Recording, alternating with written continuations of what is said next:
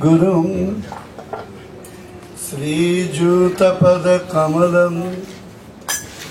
श्रीगुरुं वैष्णवांश्च श्रीरूपं साग्रजातं सहगण रघुनाथान्वितं त्वं सजीवं साद्वैतं सावधूतं परिजनसहितं श्रीकृष्ण चैतन्य देवं श्रीराधा कृष्ण पादं सहगण ललिता विशाखान्वितांश्च अनर्पितचरणचिरा करुणयावतीर्न खलु समर्पयतमन्नतयोज्ज्वलरसं सभक्तिश्रियं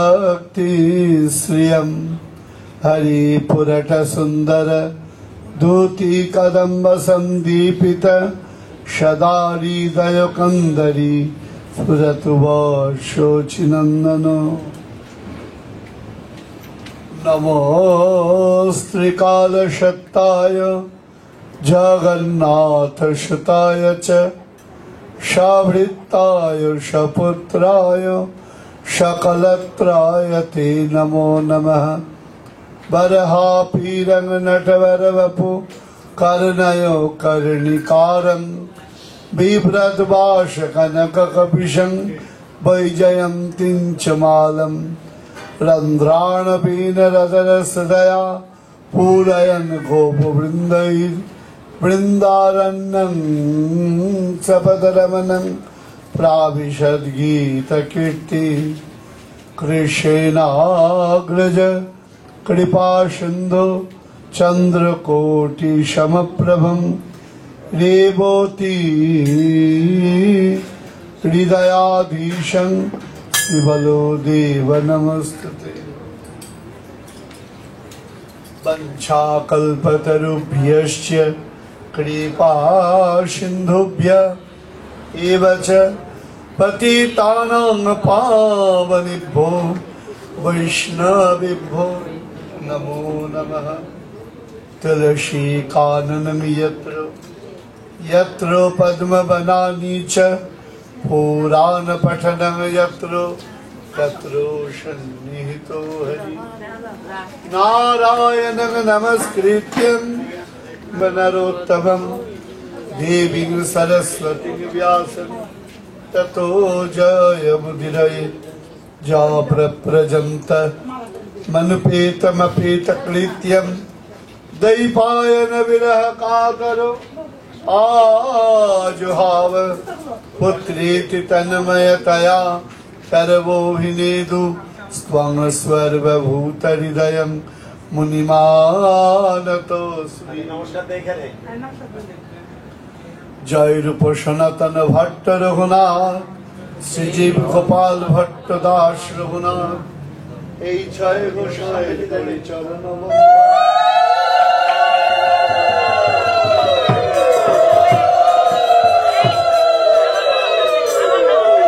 ভক্ত গোষ্ঠী সহিত প্রাণ গৌর গোবিন্দ জয় জয় শুনিলে আমার প্রাণ গৌর গোবিন্দ কথা ভক্তি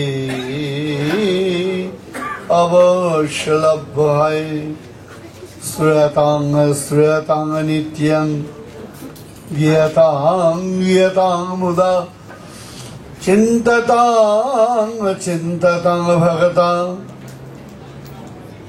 श्री गौर गोविंद कथामृतं श्री गौर गोविंद कथामृतं श्रूयतां श्री गौर गोविंद कथामृतं ज्ञातं श्री गौर गोविंद कथामृतं चिन्ततां भक्तां मधुरं मधुरमेतं मंगलं मंगलानं सकलनिगमवल्ली सद्फलं चिद्स्वरूपं सकृदो विपरीतं श्रद्धया हीलया वा भृगुवर नरमात्रं तारयेत् कृष्ण नाम। हे भृगुवर कृष्ण नाम नरमात्रं तारयेत्। हे भृगुवर कृष्ण नाम नरमात्रं तारयेत्। हे भृगुवर कृष्ण नाम नरमात्रं तारयेत्। कालन्नष्टं भोक्ति योगं निजोंज प्रादुष्कर्तं स कृष्ण चैतन्य नामा।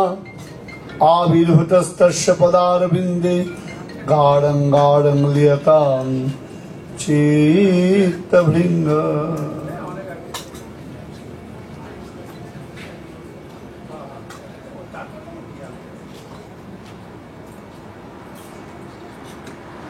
আজকে রবিবাসরীয় সন্ধ্যায় রাধা গোবিন্দ মন্দির, যা মহামায়া মন্দির নামে পরিচিত,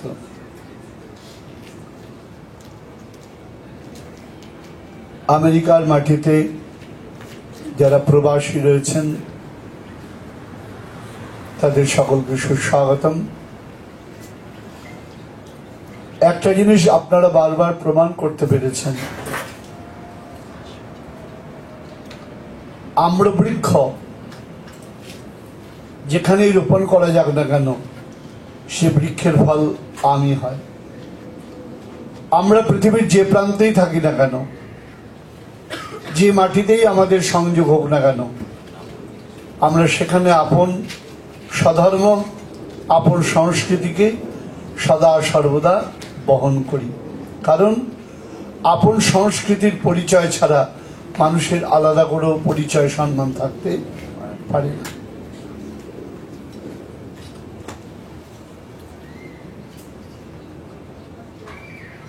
ধর্মাচরণ প্রত্যেকটি মানুষের জীবনের প্রথম অধিকার।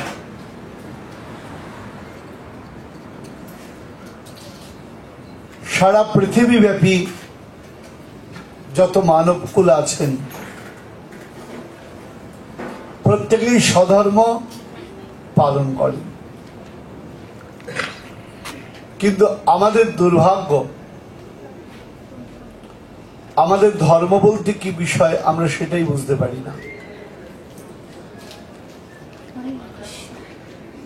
শ্রীকৃষ্ণ চৈতন্য মহাপ্রভু আমাদের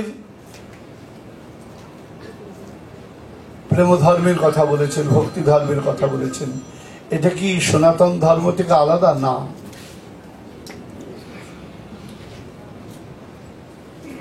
খেয়াল রাখতে হবে সারা পৃথিবীতে সবার মধ্যেই ভক্তি রয়েছে, যে কোনো ধর্মের কথা বলি না কেন, আমি নাম উল্লেখ করছি না, প্রত্যেকের মধ্যে। এখন এই ভক্তির স্বরূপটি কি?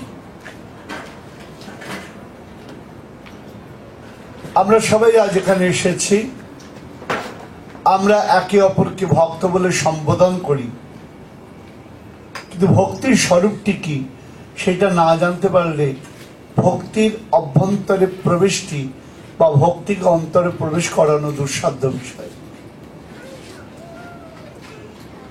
গতকাল আমরা চেষ্টা করেছি সনাতন ধর্মাবলম্বী আমরা যারা, আমাদের মধ্যেকার কিছু বিতণ্ডা, মধ্যেকার কিছু চিন্তা ভাবনার ব্যত্যয় দূর করে আমরা যেন সম্মিলিত হতে পারি, সেই সম্মিলিত হওয়ার বার্তা গতকাল সন্ধ্যায় দিয়েছি। আজ আমরা দেব প্রেম ভক্তির বার্তা। আমার কিছু কিছু সন্তান আজকে আর একটা আবদার করে রেখেছে আমার কাছে, যে বাবা রথ চলে গেছে, সে সম্পর্কে আমাদের দু একটু কথা বলবেন। তো চেষ্টা করবো আমি এর মধ্যে আমাদের রথের কথা তোলার, কারণ এটা আমাদের জীবনের সঙ্গে একটা ওতপ্রোতভাবে জড়িত। আমরা বুঝি না, এটা আলাদা কথা। তাহলে ভক্তি কাকে বলছেন? ভক্তির অসমৃত সিন্ধু গ্রন্থে গোস্বামীবাদ ভক্তির অনেক কথা বলা রয়েছে।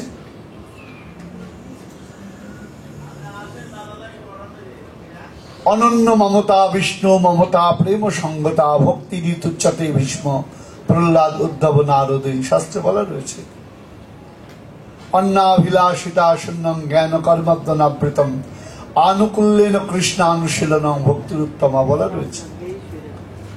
কিন্তু আমরা ভিতরে একটু আমাদের অভ্যন্তরে প্রবেশ করাতে চাই, কারণ এটা সত্যি কথা, কালকেও বলেছি আজও বলছি, আমরা ধর্ম চর্চা থেকে বহু দূরে রয়েছি। মন্দির মধ্যে আবদ্ধ, একটু হরিনাম করলাম, সবাই মিলে বসলাম, ঠাকুরকে প্রণাম করলাম, পুষ্প দিলাম, ব্যাস। ধর্মকে যদি ভালোবাসা না যায় তাহলে সঠিক ধর্মাচরণ করা সম্ভব নয়। আগেই বলেছি, পৃথিবীর প্রত্যেকেই ভক্তি ধর্ম পালন করেন। কেউ গড বলে ডাকতে পারেন, কেউ ঈশ্বর বলে ডাকতে পারেন, কেউ আল্লাহ বলে ডাকতে পারেন। প্রত্যেকেই তার যে আরাধ্য তত্ত্ব, এই ভালোবাসার নামে কি? এই ভালোবাসারই অন্যতম নাম। আমরা ভক্তি বলছি, অন্যকে অন্য কথা বলছে, আলাদা কথা। শাস্ত্র চমৎকার করে বলছেন, তদ্ভাব ভাবিত শান্তা কৃষ্ণ ভক্ত ইতি এড়িতা। গোস্বামীবাদ চমৎকার করে বললেন, যেটা আমি বললাম সে কথাটাই, অর্থাৎ আমি বললাম সে কথাটা তিনি বলেননি, তিনি যা বলেছেন আমি সে কথাটা বলারই চেষ্টা করছি। এটা ভাবলে ভুল হবে, আমি বললাম তিনি তারপরে বলেছেন তা নয়, তিনি যা বলেছেন, কারণ তাদের বাইরে চলার ক্ষমতা সারা পৃথিবীতে কারণ নাই। কত সুন্দর কথা, তদ্ভাব ভাবিত শান্তা কৃষ্ণ ভক্ত ইতরিতা। কৃষ্ণ ভক্ত কাকে বলা হবে? যে গোবিন্দকে ভাবেন, চিন্তা করেন, তিনি কে? তিনি কৃষ্ণ ভক্ত। আর ভগবান যদি জগতে এক হন, নিখিল জগতে ঈশ্বর যদি এক হন, তাহলে সকলেই ঘুরিয়ে ফিরিয়ে কাকে ভালোবাসে? পরমেশ্বর ভগবানকে ভালোবাসে। এই কেউ স্বীকার করুক চাই না করুক, তাতে কোনো সমস্যা নেই। তাহলে আমরা কি দেখলাম? ভক্তির প্রাথমিক সংজ্ঞা কি? তদ্ভাব ভাবিত শান্তা। আমরা ভাবি তো, আমরা আমার স্ত্রী নিয়ে ভাবি, আমরা স্বামী নিয়ে ভাবি, আমরা পুত্র কন্যা নিয়ে ভাবি। আমি মার্কিন কালচারের কথা বলছি না, আমি আমাদের ভারতীয় উপমহাদেশের কালচারের কথা বলছি। এটাও সত্যি কথা, যে দেশে আপনারা বাস করছেন, আমার তো ছোট ছোট ছেলে মেয়েদের সঙ্গে কথা বলি, আর তাদের পিতামাতার উপর আমার খুব মনে মনে অসন্তুষ্ট হয়ে যায়। কেন? আক্ষেপের সঙ্গে বলছি, আমাদের ছেলে মেয়েদের আমরা শিক্ষা দিচ্ছি, এডুকেশন দিচ্ছি, কলেজে পড়াচ্ছি, ইউনিভার্সিটি পড়াচ্ছি, পড়ান, আপত্তি নেই, তো নিজের কালচারটা ভুলিয়ে দেবেন না। আমাদের ছেলেমেয়েরা, পরবর্তী প্রজন্মের কথা বলছি, তারা তো বাংলা কথা বলতেই ভুলে যাচ্ছে। কথা বলতে রীতিমতো ভয় লাগে আমার। তো একটা কথা বলতে গেলে, হ্যাঁ, বাংলায় উত্তর তো দিতে পারছেই না, উচ্চারণগুলো যেগুলো এরকম, যে না মনে হচ্ছে কত কষ্ট করে বলতে হচ্ছে। আমরা ছেলে মেয়েদের শিক্ষিত করতে গিয়ে, আমেরিকান বানাতে গিয়ে আমাদের ভারতীয় কালচারটাকে নষ্ট করে দিচ্ছে। এটা আপনাদের কাছে আমার বিশেষভাবে অনুরোধ। এর ফল কিন্তু আপনাদের ভুগতে হবে, এর ফল আপনারাই ভুগবেন, কিন্তু আমি ভুগবো না। কারণ যে দেশে বাস করছি সে দেশে অবশ্যই আমরা অবস্থান করছি, কিন্তু আমাদের কালচারটা একটু অন্যরকম। আমরা পরিবার ভিত্তিক জীবনযাপন করি, আমরা পরিবারের বাইরে ভাবতে পারি না, আমরা উচ্ছৃঙ্খলতা কখনো জীবনে প্রশ্রয় দিই না, আমরা সন্তানদের শাসন করেছি। কিন্তু এমন দেশে এসেছেন যে দেশে চড় মারলে পরে সন্তানকে পুলিশ ধরে নিয়ে যেতে পারে, কিন্তু তাই বলে আপনারা পুলিশের ভয়ে পুলিশ হয়ে যাবেন, এটাও তো আমি আশা করি না। হ্যাঁ, তাই সন্তানদের আপনারা সুন্দর তৈরি করুন, আপত্তি নেই, কিন্তু অনুগ্রহপূর্বক তাদের মধ্যে আমাদের যে ভারতীয় উপমহাদেশের কালচার সেটাকে নষ্ট করে দেবেন না, কারণ এর ফল আবার বললাম আপনারাই ভুগবেন। আমার খুব আনন্দ লাগছে যে সবাই আমার সঙ্গে অন্তত একমত হচ্ছেন, এবং আমার যারা সন্তান তাদেরকে যখন এই কথাগুলো বলি, আমি আজকেও ক্লাস নিয়েছি আমার ছেলে মেয়েদের, হ্যাঁ, যারা বাংলা প্রায় ভুলতে বসেছে, হ্যাঁ, আজকে তো বিকালবেলা একটা ক্লাস নিয়েছি, চেষ্টা করছি আমার দিক থেকে, আপনাদেরও চেষ্টা থাকতে হবে। তো যেটা বলতে পারছিলাম, আমরা ভাবি কাকে নিয়ে, আমাদের পুত্র নিয়ে, কন্যা নিয়ে, স্ত্রী নিয়ে, আত্মীয় স্বজন তাদের নিয়ে। নিজের আমেরিকায় ভালো আছি তা নয়, চেষ্টা করি আমার আত্মীয় পরিজন তারাও যেন সেফ থাকে।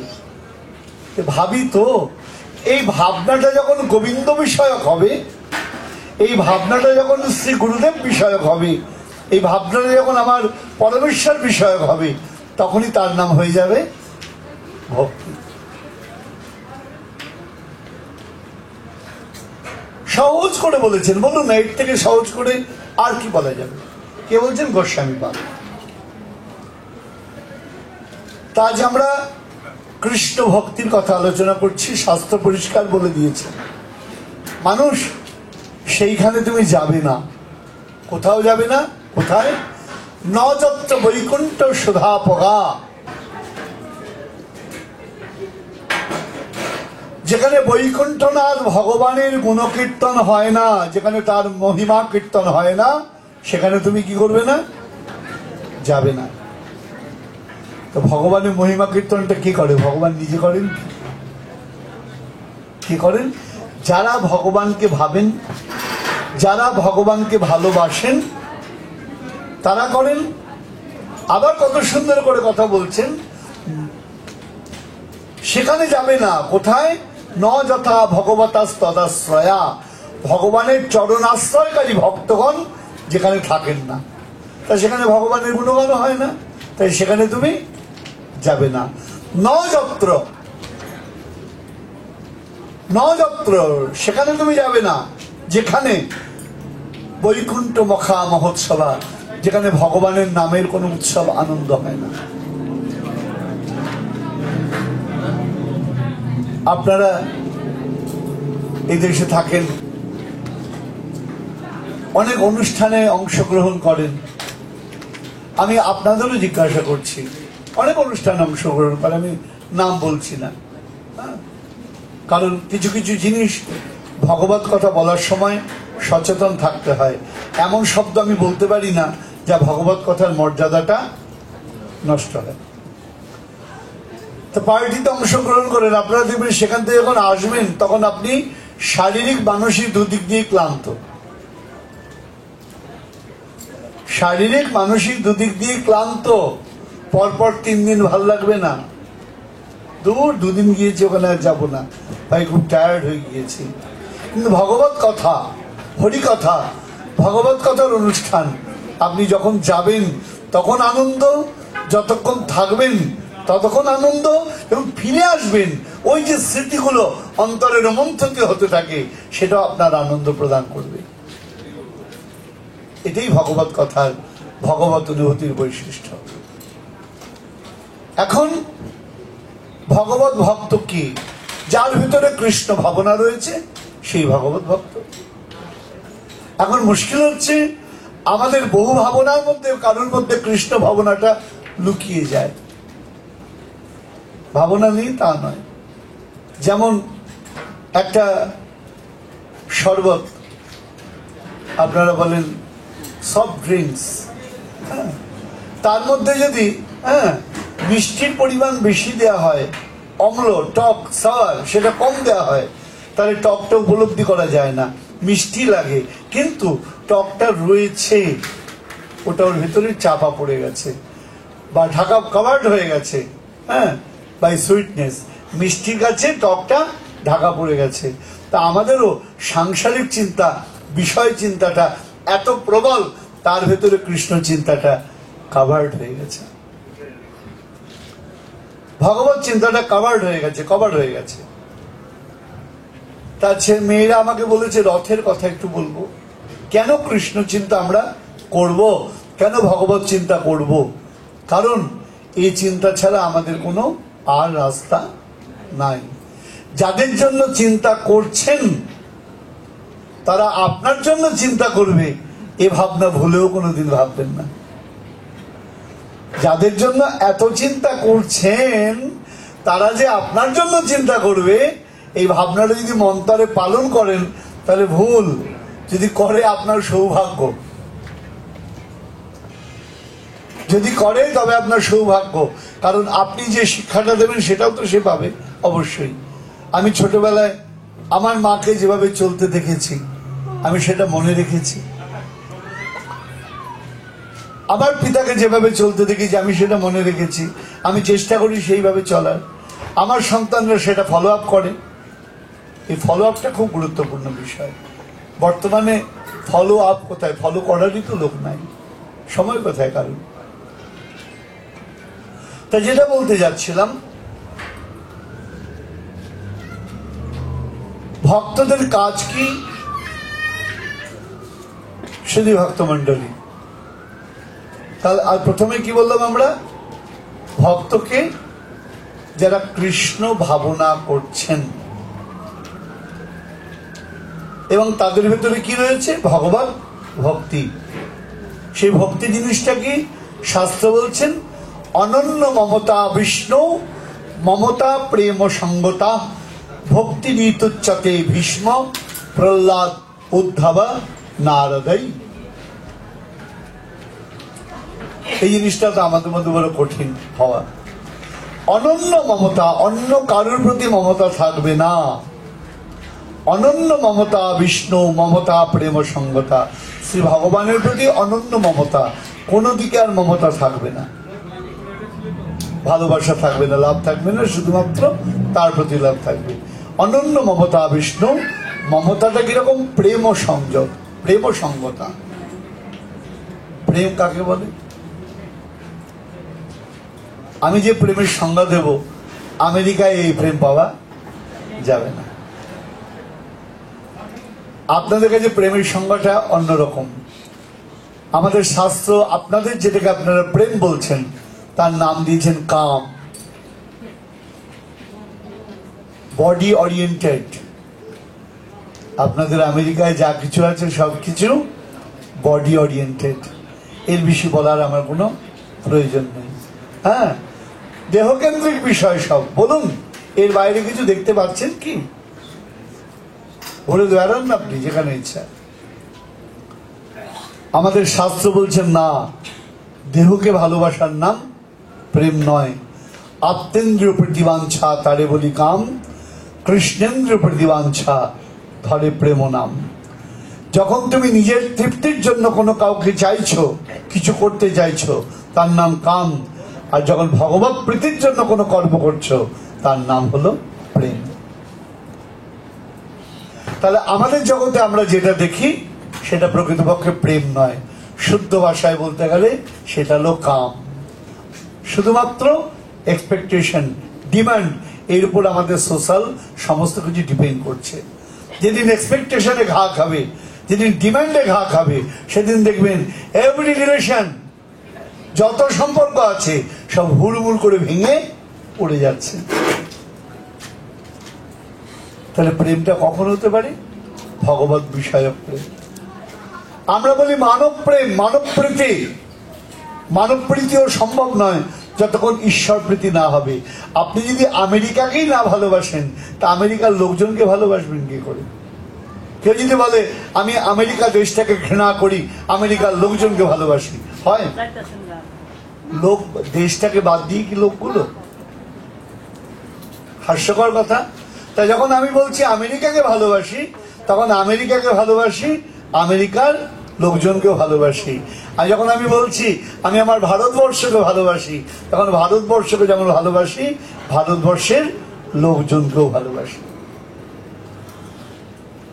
তেমনি যদি কেউ ভগবানকে ভালোবাসতে পারে তার পক্ষেই মানব প্রেম সম্ভব।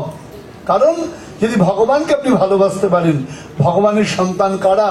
আমাদের শাস্ত্র চিৎকার করে বলে উঠলেন, শৃণ্বন্ত বিশ্বে অমৃতস্য পুত্রা। এই জগতে যে যেখানেই আর থাকুক না কেন সবাই অমৃতের সন্তান।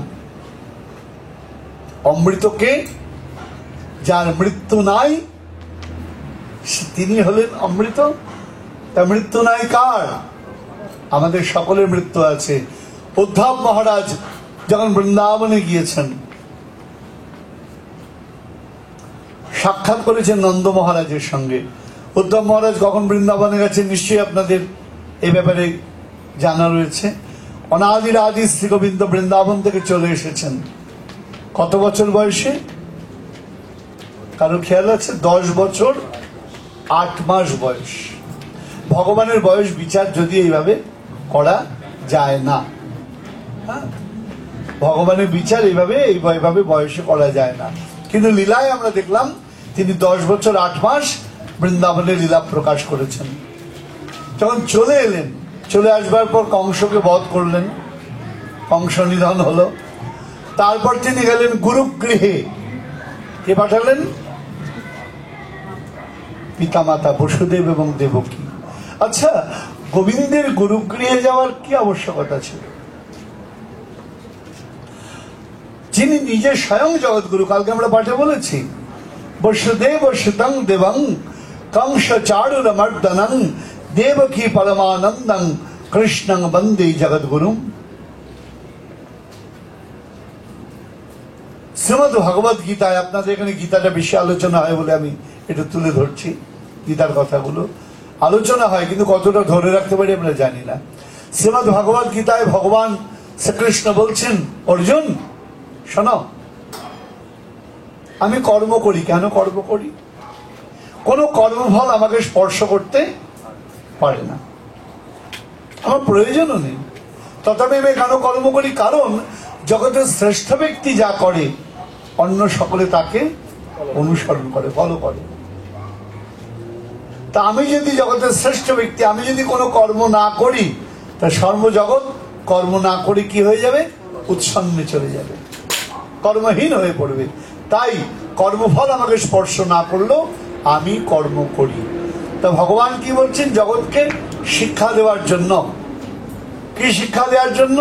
গতকাল আমরা বলেছি গুরুতত্ত্বের বিষয়ে, আজকে আর বিশেষ বলবো না। হ্যাঁ, আমরা কেন গুরু তত্ত্ব গ্রহণ করি, কালকে আমরা 3 পর্যায়ে গুরুর ব্যাখ্যা করেছি। তা ভগবান জগৎকে দেখালেন, দেখো জগৎ, আমি জগৎ গুরু, আমি শিক্ষা দিচ্ছি। গুরু কৃপা ব্যতিরেকে জীবনে এগোনোর পথ কখনো সম্ভব নয়। তাই পরমেশ্বর ভগবান স্বয়ং শান্তিপুনি পণ্ডিতের কাছে গিয়ে কি করলেন? তাকে গুরুর আসন প্রদান করলেন।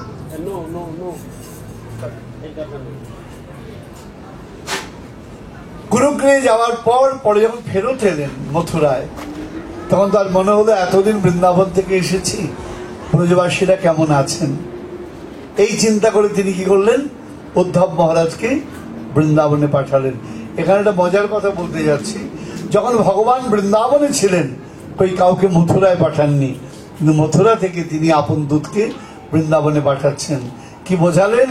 শোনো, ভালোবাসা একতরফা হয় না। তারা যেমন আমায় ভালোবাসে, আমিও তেমনি তাদের ভালোবাসি।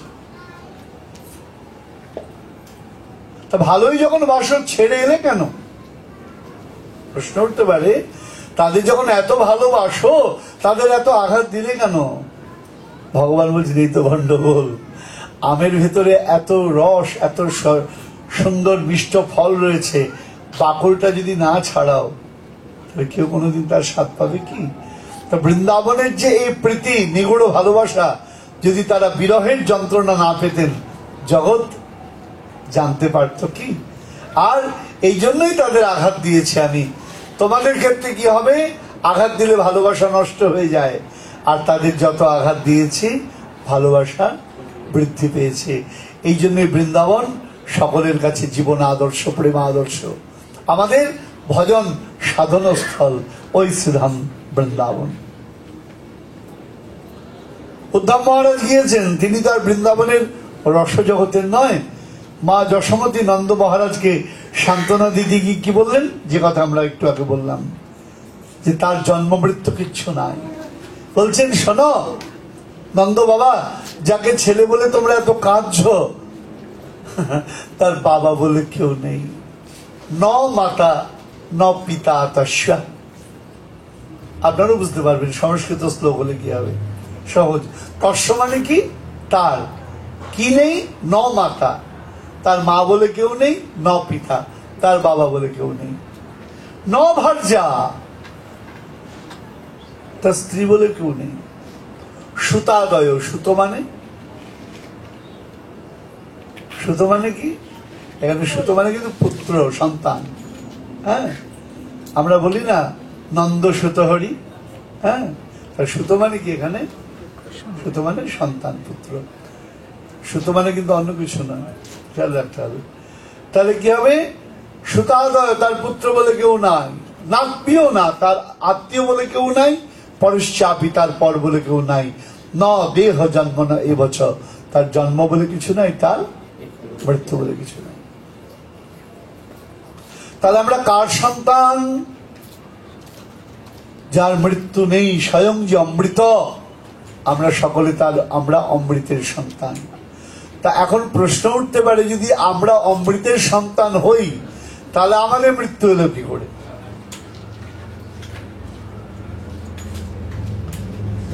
বৃক্ষের সন্তান তো বৃক্ষই হবে, হ্যাঁ, বৃক্ষের সন্তান তো বৃক্ষই হবে, পশুর সন্তান পশু হয়, মানব সন্তান মানুষ হয়। তা আমরা অমৃতের সন্তান, আমরা অমৃত নয় কেন? বলে আমরাও অমৃত, আমরাও অমৃতের সন্তান। আমাদের মৃত্যু হয় কার? আমাদের মৃত্যু হয় না, আমি আর আমিত্বের মৃত্যু হয় না, আত্মার কোনো মৃত্যু হয় না, মৃত্যু হয় শুধুমাত্র বাহ্যিক আবরণটার। শ্রীমদ্ ভগবদ গীতার 2য় অধ্যায়ে আমার ভগবান চমৎকার করে বললেন, বাসাংসি জীর্ণানি যথা বিহায় নবানি গৃহাতি নরোহ পরানি তথা শরীরানি বিহায় জীর্ণন্নানি সংজাতি নবানি দেহি। কত সহজ করে বলে দিলেন। বাসাংসি জীর্ণানি, জীর্ণ মানে পুরনো, জীর্ণ মানে পুরনো, যথা বিহায় হলে পরে, যেমন হলে পরে, নবানি মানে নতুন, গৃহাতি তুমি নতুন গ্রহণ করো, তথা শরীরানি। কেমন সুন্দর করে বলছেন দেখুন, কোনো কঠিন লাগছে না কারোর কাছে। তথা শরীরানি, ঠিক শরীরের বেলাও তাই। কি করা হয়? জীর্ণান্নানি, জীর্ণ হয়ে গেলে, পুরনো হয়ে গেলে, সংজাতি নবানি দেহি, আত্মা নূতন দেহ ধারণ করে। অর্জুন তুমি কাকে হত্যা করবে? ভীষ্মকে, দ্রোণাচার্যকে? মনে রাখবেন, পৃথিবীর প্রথম মোটিভেশন স্পিচ দিয়েছেন ভগবান শ্রীকৃষ্ণ। আমরা আজকাল মোটিভেশন স্পিচ শুনি, তাই না, বিভিন্ন জনের। হ্যাঁ, পৃথিবীর প্রথম কাউন্সেলিং। আজকাল সবাই কি হয়েছে বাবা, আপনাদের আমেরিকায় তো বেশি এটা প্রচলন, হ্যাঁ, মনোরোগ রোগীকে দেখানো। হ্যাঁ, আমরা বলি সাইকিয়াট্রিকের হেভি ডিমান্ড। কেন? মানুষ কথা বলার লোক পাচ্ছে না। হ্যাঁ, কথা বলার লোক পাচ্ছে না। ঘরে একটা যন্ত্র রেখে দিয়েছে, কি নাম জানো যন্ত্রটার? হ্যাঁ, কি নাম যন্ত্রটার? কথা বলতে পারে উত্তর দেয়। না না না, একটা বাড়িতে গিয়েছিলাম, দেখেছি আমি। না না না, অ্যালেক্সা। হ্যাঁ, অনেক কিছু দেখছি আপনাদের এখানে এসে। অ্যালেক্সা, কথা বলার লোক নেই, একটা গল্প করবো তা বলার লোক নেই, একটা যন্ত্রকে বসিয়ে রেখেছি, অ্যালেক্সা তোর সঙ্গে একটু গল্প করবো। কার সঙ্গে গল্প করবেন? ওর তো ভাব নেই, ভালোবাসা নেই, কিছুই নেই। আমরা যন্ত্রের সঙ্গে থাকতে থাকতে আমরাও যন্ত্র হয়ে যাচ্ছি, আর যত হচ্ছি তত আমাদের যন্ত্রণা বাড়ছে। কারণ যতই যন্ত্রের সঙ্গে থাকি, আমরা তো আর যন্ত্র নই, আমরা তো যন্ত্র নই, যন্ত্রণা বাড়ছে। মনে রাখবেন, মানব সভ্যতার উৎক্রমণ তাকেই বলে যখন আপনি সুখী হবেন। সুখ যদি না পান, ওই সভ্যতার কোনো ভ্যালু নেই। আজ আমরা সুখ আনন্দের তফাৎটাই হারিয়ে ফেলেছে। দেহগত তৃপ্তি তার নাম হলো প্রাথমিক সুখ, আর আত্মিক তৃপ্তি তার নাম হলো প্রকৃত আনন্দ। আমরা সুখ খুঁজে বেড়াই, আরাম খুঁজে বেড়াই, আনন্দের খোঁজ কিন্তু পাই না। তাই মানুষ কি হয়ে যাচ্ছে? পাগল হয়ে যাচ্ছে।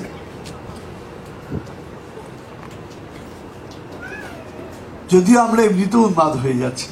তাই যে কথা বলতে যাচ্ছিলাম, তাহলে আমরা অমৃতের পুত্র, অমৃতের সন্তান, তাহলে আমাদের এত যন্ত্রণা কেন মা? এত যন্ত্রণা কেন? আমাদের যন্ত্রণা এটাই, আমরা অমৃতকে ভুলে গিয়েছি। আমরা অমৃতকে ভুলে গিয়েছি, তাই আমাদের এই যন্ত্রণা।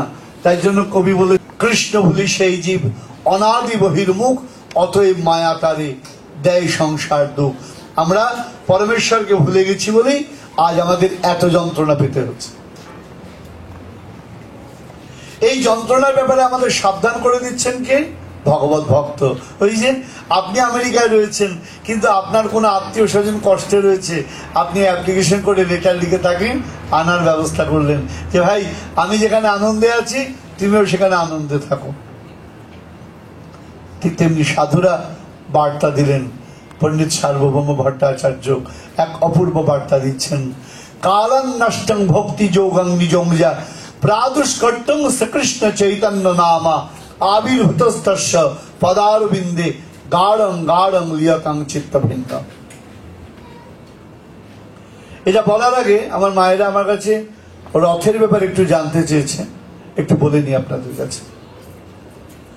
উপনিষদ, আমি বলছি না, উপনিষদ বলছেন যে আমরা যে রথ দর্শন করি, প্রকৃতপক্ষে আমাদের দেহটাও একটা রথ। কি বলছেন? আত্মানং রথিনং বিদ্ধি শরীরং রথমেবতু বুদ্ধিং সারথিং বিদ্ধি মন প্রগ্রহমেবচা। বাংলা মানে করলে কি দাঁড়ায়?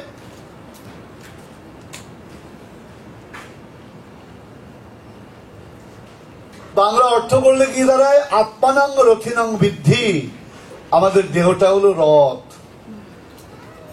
পুরীর রথের সঙ্গে সামঞ্জস্যটা একটু খেয়াল করে দেখুন।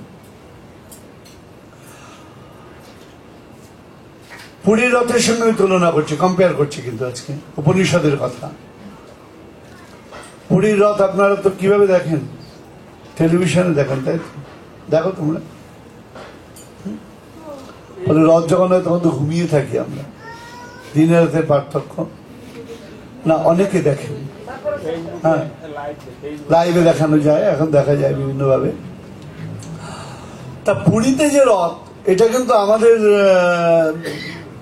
ওই পশ্চিমবঙ্গের শ্রীরামপুরের মহেশের রথ, বাংলাদেশের ধামরাইলের রথ, ওই রথের সঙ্গে কম্পেয়ার করা যাবে না। দুটো জায়গার নাম বললাম, কারণ ওই একটা রথ তৈরি হয়েছে, সেই রথেই প্রত্যেক বছর জগন্নাথ দেবকে আরোহণ করানো হয়। পুরীর রথের বৈশিষ্ট্য অন্যরকম, প্রত্যেক বছর নূতন রথ নির্মাণ করা। কিরকম একটু খেয়াল করে দেখবেন। পুরীর রথটা আরম্ভ হয়, তৈরি করা আরম্ভ হয় জানেন? অক্ষয়, বাহ, এটা অনেকই জানো তোমরা, বাহ, আমার থেকে ভালো জানো তোমরা। হ্যাঁ, অক্ষয় তৃতীয়ার দিন রথটা তৈরি করা আরম্ভ হয়, খুব ভালো কথা। তাহলে অক্ষয় তৃতীয়া কোন মাসে হয়? বৈশাখ মাসে। তাহলে দেখো, বৈশাখ, জ্যৈষ্ঠ, আষাঢ়, শ্রাবণ, আষাঢ় শ্রাবণের মধ্যেই রথটা হয়।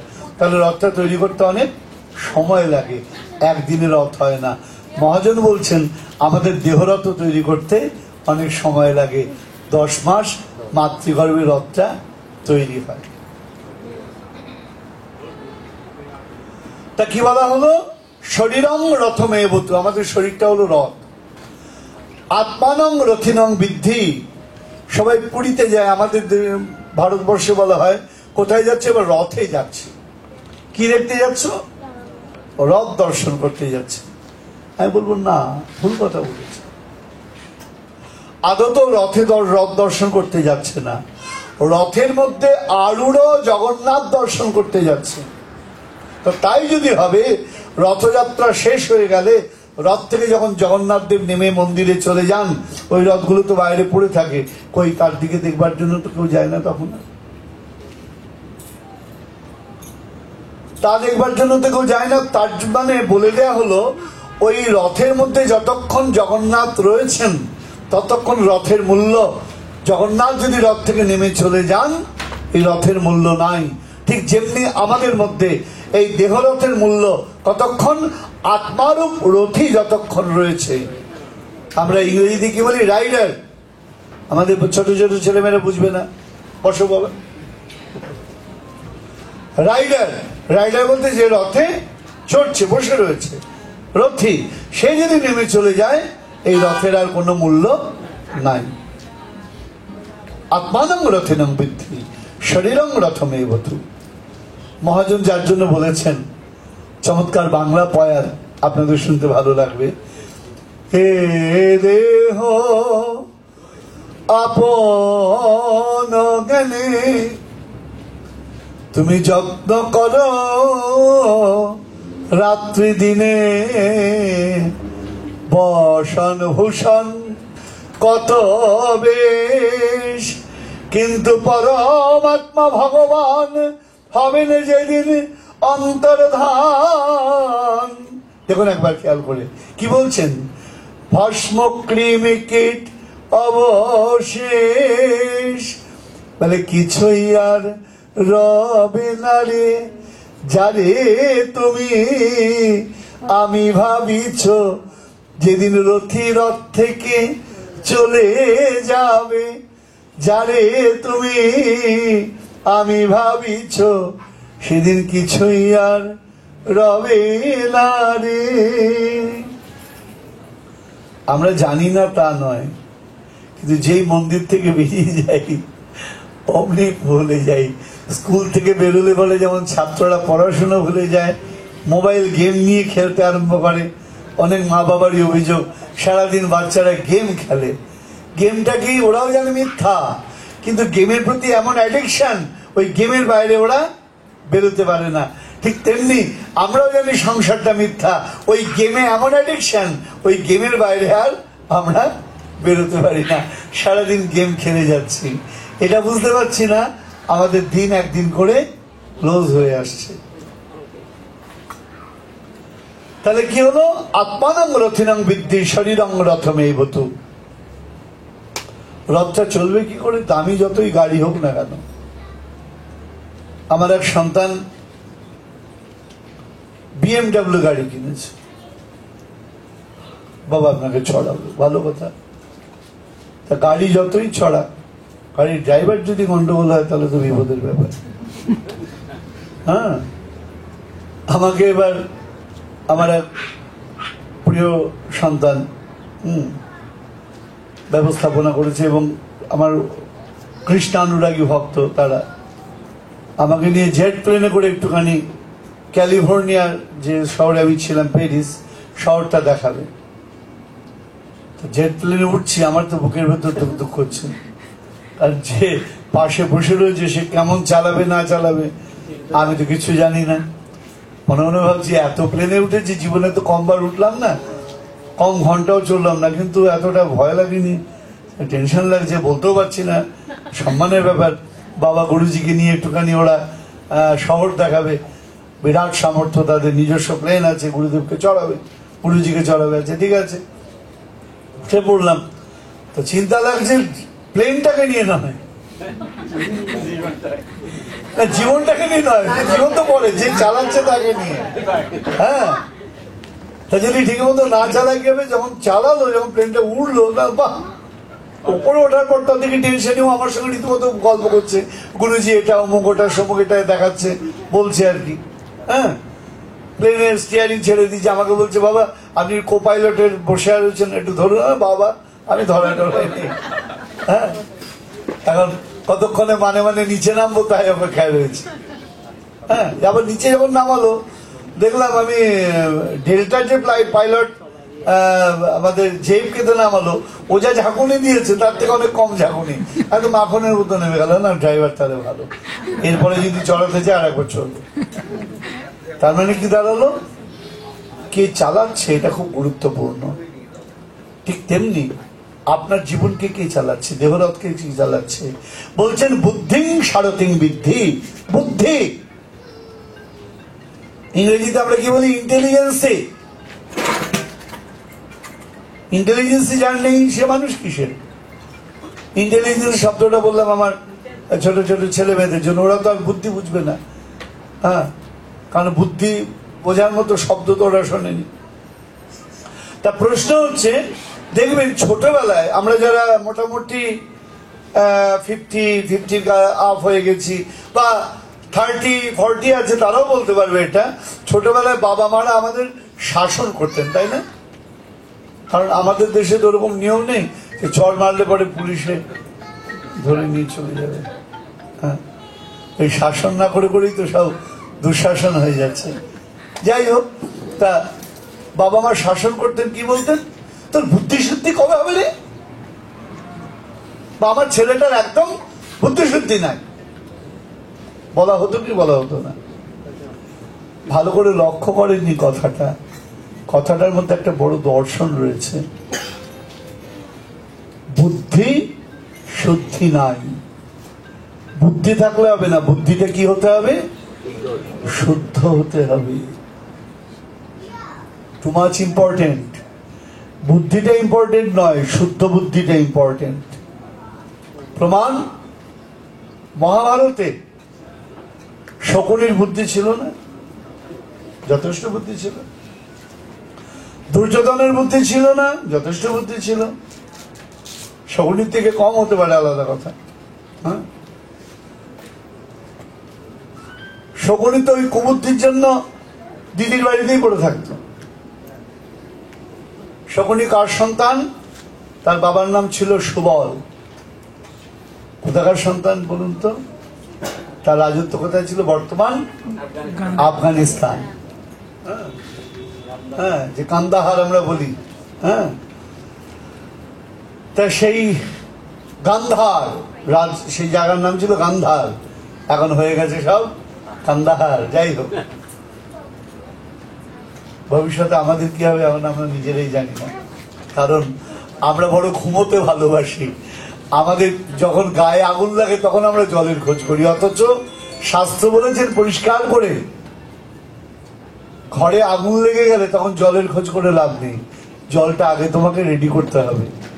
আমরা এমনই দুর্ভাগ্য জাতি, আমরা ওই ঘরে আগুন না লাগলে পর্যন্ত আমরা জলের খোঁজ করি না। তা যেটা বলতে যাচ্ছিলাম, কি বলা হলো? বুদ্ধি শুদ্ধি নাই। তার মানে বুদ্ধি থাকলে হবে না, বুদ্ধিতে কি হতে হবে? শুদ্ধ হতে হবে। শুদ্ধ কখন বুদ্ধি হবে? যে বুদ্ধি তোমাকে সঠিক পথে পরিচালিত করবে, যে বুদ্ধি তোমাকে সুচিন্তিত মতামত প্রদর্শন করবে, যে বুদ্ধি তোমাকে ভগবত পথ প্রদর্শন করবে, তাই হলো শুদ্ধ বুদ্ধি। তাই বলছেন বুদ্ধিং সারথিং বিদ্ধি। আর মন প্রগ্রহমে বচ। মন হলো ঘোড়া। ইংরেজিতে আমরা কি বলবো? গাড়ির ইঞ্জিন হলো আমাদের মন। এদিকে খেয়াল রাখবে।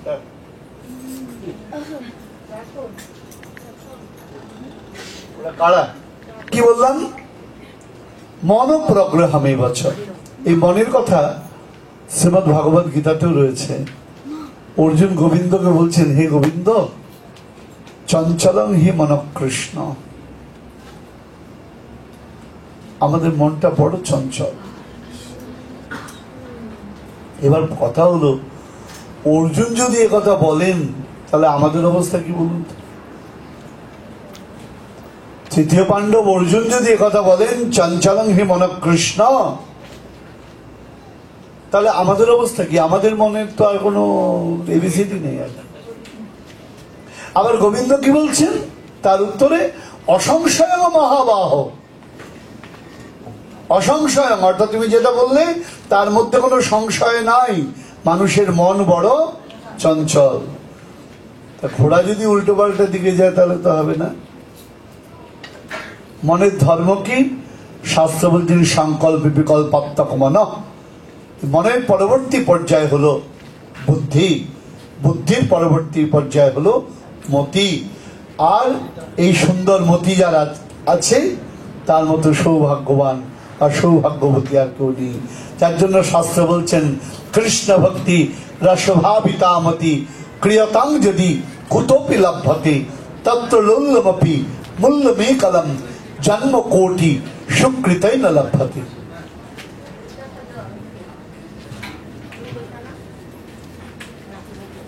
তাহলে আমরা কি পেলাম? চারটে জিনিস।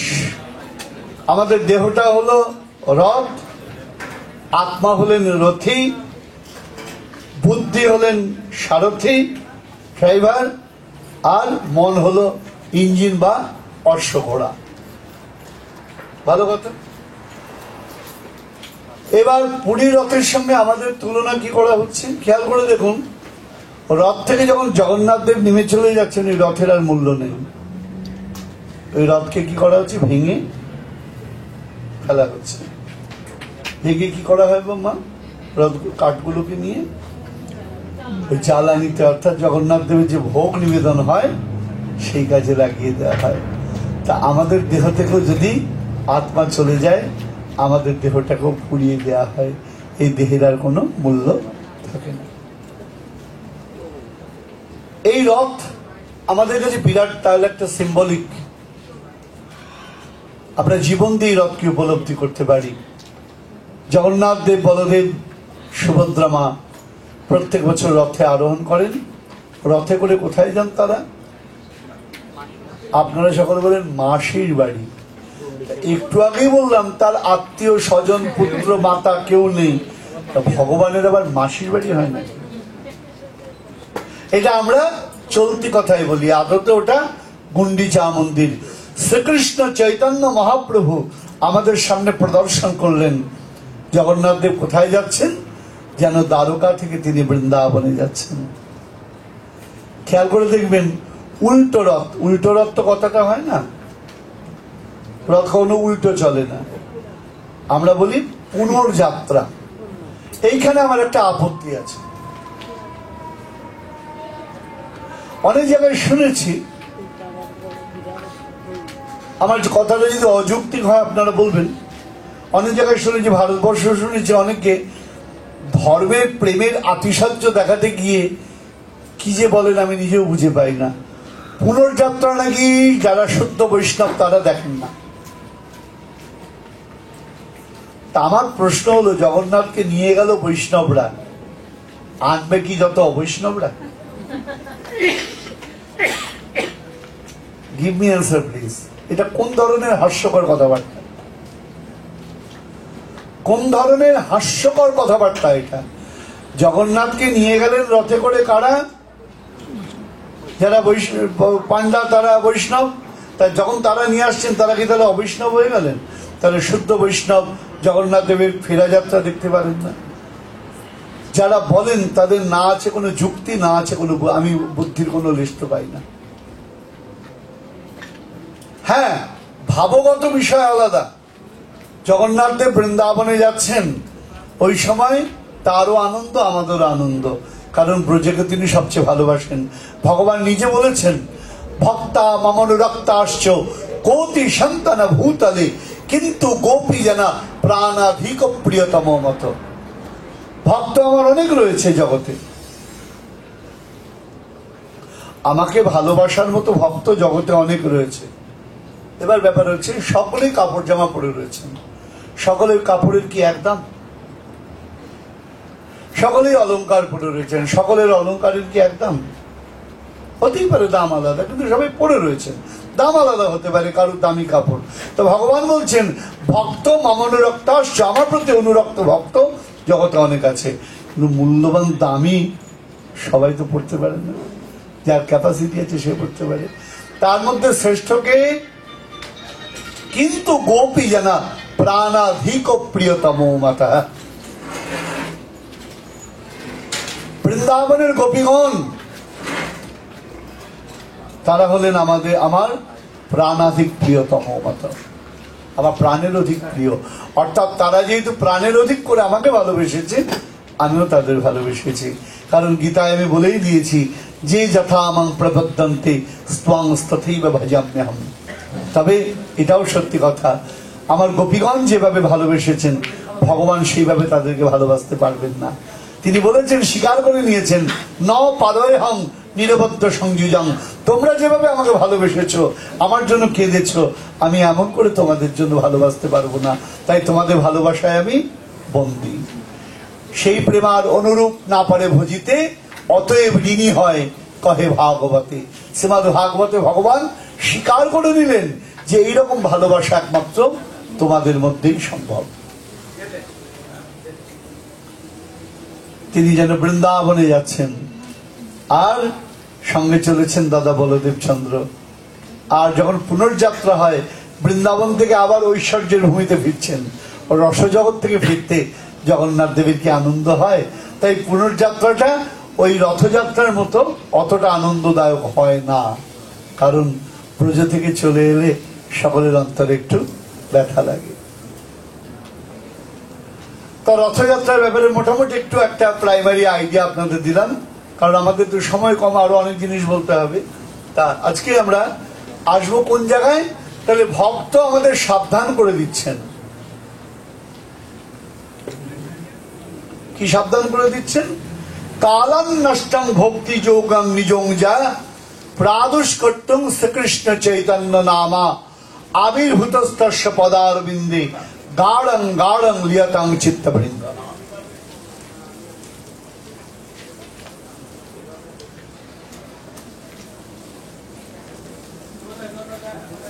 আজ অপূর্ব কথন বলছেন কে? পণ্ডিত সার্বভৌম ভট্টাচার্য। তার কথা আমরা আস্বাদন করছি। তিনি বলছেন, এই যে ঘটনাগুলো আমরা যে বললাম, এগুলো কেন হচ্ছে? আমাদের মন কেন বিপদগামী হয়ে যাচ্ছে? একটু আগে বললাম চঞ্চলং হি মন, কৃষ্ণ গোবিন্দ বলছেন, অর্জুন বলছেন মনটা চঞ্চল, গোবিন্দ বলেন অসংশয়ম। এই মনটাকে নিয়ন্ত্রণ করবে কি করে মা বাবা? এই মনটাকে নিয়ন্ত্রণ করবেন কি করে? মনটাকে নিয়ন্ত্রণ করবার দুটো রাস্তা আছে। শ্রীমদ্ ভগবদ গীতায় ভগবান বলেছেন, একটা হলো অভ্যাস আর একটা হলো বৈরাগ্য। একটা হলো অভ্যাস, একটা হলো বৈরাগ্য। কোনদিন সুযোগ হলে এই বিষয়ে আমরা বিস্তারিত আলোচনা করব। এখন আমাদের মূল শ্লোকের দিকে যাই, কারণ শ্লোক আস্বাদন না হলে যে শ্লোকটা বলা হয়েছে তার অমর্যাদা হয়ে যাবে। কালান নষ্টম, কালের প্রভাব। কাল বলতে সময়। ন্যাচারালি আমার এক সন্তান আমাকে বলছিল, বাবা যেরকম আমি প্রথম আসি, আজ থেকে ধরুন বহু বছর আগে, 20-25 বছর আগের কথা বলছি, 26-27 বছর আগে যারা এসেছেন, প্রথম ইমিগ্রেন্ট হিসেবে এসেছিল, তো বলছেন বাবা তখন পরিস্থিতি অন্যরকম ছিল। আমরা বাংলা ভাষাভাষী মানুষ, কারোর হাতে যদি একটু শাখা দেখতাম, তার পাশে যে থাকতেন তার সঙ্গে গিয়ে কথা বলতে ইচ্ছা করত। রাস্তাঘাটে পাওয়া যেত না। পরিস্থিতি অন্যরকম ছিল, সময় অন্যরকম ছিল। এখন আমি যখন প্রথম এসেছি 14 সালে, আমি অবাক হয়ে দেখছি বাংলায় বিজ্ঞাপন, ওষুধের দোকান, মেডিসিন সেন্টার লেখা রয়েছে বাংলায়। মানে সর্বনাশ।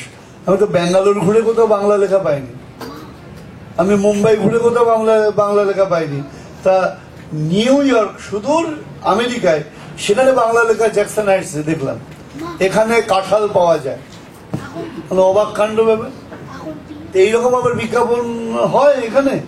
তার মানে তখনকার সময় আর এখনকার সময়টা অনেক পাল্টে গেছে, কারণ অনেক লোক এসেছি আমরা বিভিন্ন জায়গা থেকে। তাহলে এখানে কি বলা হচ্ছে? আমাদের জীবনে কাল, সময়ের কথা বলা হচ্ছে। কালান নষ্টং ভক্তি যোগং নিজং যায়। কালের প্রভাব। কাল কিরকম, সময় কি? আমাদের 4টে যুগ। দেখুন কত চমৎকার করে ব্যাখ্যা করা হয়েছে আমাদের 4টে যুগকে। বর্তমান জেনারেশন তো উপলব্ধি করতে পারবে না, এইভাবে আবার যুগকে ব্যাখ্যা করা যায়।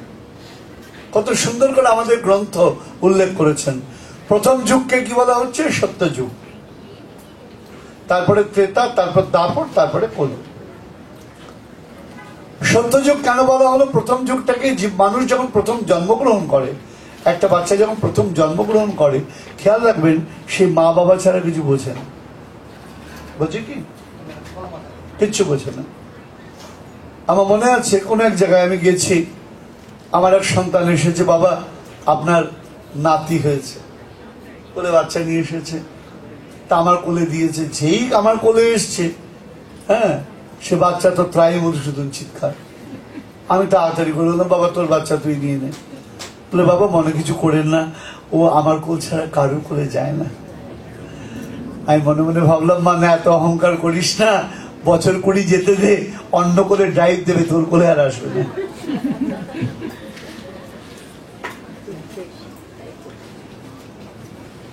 তাহলে কি দাঁড়ালো? যখন বাচ্চা প্রথম জন্ম নিচ্ছে তখন তার কাছে মাই হলো আসল, বাবাই হলো আসল, কারুর কোলে যায় না। বাচ্চা কিন্তু এত বোঝে না, সে কি মনে করে সেফ, আমি নিরাপদ। কার কোলে? ওই মায়ের কোলে। তা প্রথম যখন আমরা পৃথিবীতে এসেছি, আমরাও কাকে ছাড়া কিছু বুঝিনি? এক ঈশ্বর ছাড়া কিছু বুঝিনি। ঈশ্বর সত্য, জগতের আর কোনো কিছু সত্য নয়। এই সত্য ঈশ্বর ভাবনাটাই যে যুগে, সেই যুগের নাম কি? সত্যযুগ। এবং কত সুন্দরভাবে বলে দেওয়া হচ্ছে। তারপর হলো ত্রেতা। এবার বাচ্চার কি হচ্ছে? আস্তে আস্তে স্বার্থ জন্মাচ্ছে।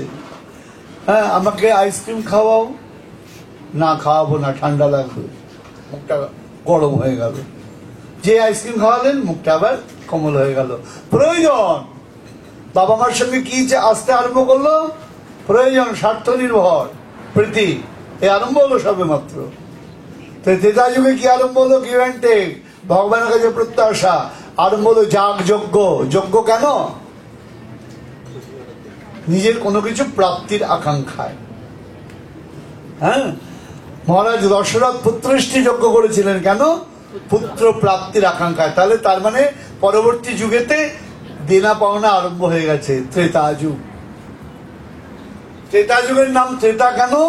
ত্রেতা যুগের ধর্ম ছিল যাগ যজ্ঞ। 3 ধরনের অগ্নি দিয়ে যজ্ঞ করা হতো।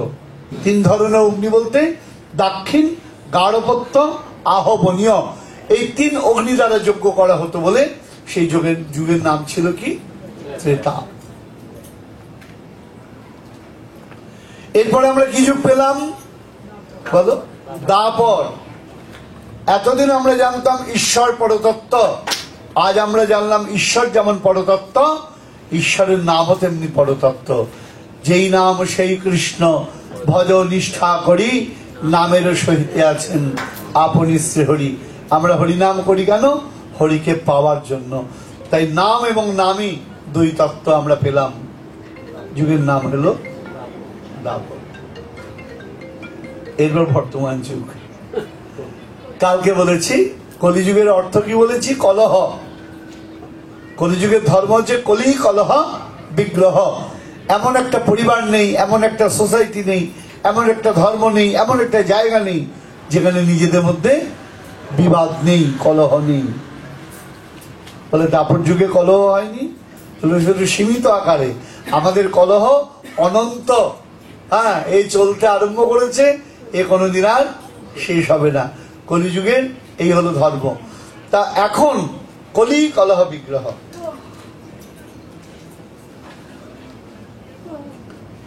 এই কলি সর্বত্র গ্রাস করছে। মানুষের সুন্দর ভাবনা, সুন্দর চিন্তা, সুন্দর অনুভূতি সমস্ত কিছুকে গ্রাস করে নিচ্ছে। এখান থেকে বেরোনোর রাস্তা কোথায়? তাই বলছেন পণ্ডিত সার্বভৌম ভট্টাচার্য, কালং নষ্টং ভক্তি যোগং নিজং যা। এই কালের প্রভাবে আমার মহাপ্রভু প্রদর্শিত যে ভক্তিপথ, সেই ভক্তিপথ সম্পূর্ণ নষ্ট হয়ে যাচ্ছে। এখন পুজো অর্চনায় কি দেখা যাচ্ছে বাবা? ভক্তির প্রাবল্য নয়, আনুষ্ঠানিকতা। কে কত শো অফ করতে পারে। হ্যাঁ, আমাদের ওখানে দুর্গা পূজায় তোমার দেখানো হয় নিশ্চয়ই, জানি না কার প্যান্ডেল কত ভালো হলো, কার ওখানে লোক বেশি হলো, কার ওখানে লোক কম হলো, কার ওখানকার প্রসাদ বেশি স্বাদ হলো, কার প্রসাদে কিশমিশ বেশি পড়লো, কাজু বেশি পড়লো, কার প্রসাদে ঘি বেশি পড়লো, কারা আপ্যায়ন ভালো করলো, কোনখানে নাচ গান ভালো হলো, হইল্লোর ভালো হলো, আলোচনা কি নিয়ে? অস্বীকার করতে পারবেন? আলোচনা এগুলো নিয়ে। মা দুর্গাকে নিয়ে আলোচনা কে করে? শুধুমাত্র, কালকে বলে দিচ্ছি, আর বলবার প্রয়োজন নেই, শুধুমাত্র ওই সন্ধি পূজার অঞ্জলি নিয়ে ব্যস্ত। হ্যাঁ, কাপড়ের বেশভূষা, পুরুষেরা পুরুষের বেশভূষা, তাই নিয়ে ব্যস্ত। অন্তরের বিষ নিয়ে আমাদের চিন্তা কোথায়? তাই কি বলছেন সার্বভৌম ভট্টাচার্য? বলছেন কেন নষ্ট হচ্ছে? এই কলিযুগের প্রভাব, এটা কালের প্রভাব। কালান নষ্টম ভক্তি যৌগং নিজংজা। এখন এমন অবস্থা হয়েছে, অন্যায়টা লোকের অন্যায় বলে মনে হচ্ছে না। আপনি কার কাছ থেকে সুবিধা পেলেন কি পেলেন না, এটাই বড় কথা। সে যদি অন্যায় করে, আপনি যদি তার থেকে সুবিধা পান, আপনি তাকে সাপোর্ট করতে আরম্ভ করে দেবেন। কি অদ্ভুত জগৎ!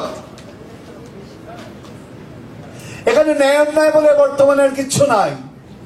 আমি জানছি এ লোকটা অন্যায় করছে, আমি জানছি এ লোকটার মুখের ভাষা খারাপ, আমি জানছি এ লোকটা খুব কদর্য, কিন্তু তবুও তার কাছ থেকে আমার সুবিধা আদায় হবে, তাকে আমার কাজে লাগবে। এই ভালো লোকটাকে দিয়ে কি হবে? একে তো কোনো কাজে লাগবে না, সুতরাং এ হয়ে গেল আমার কাছে খারাপ।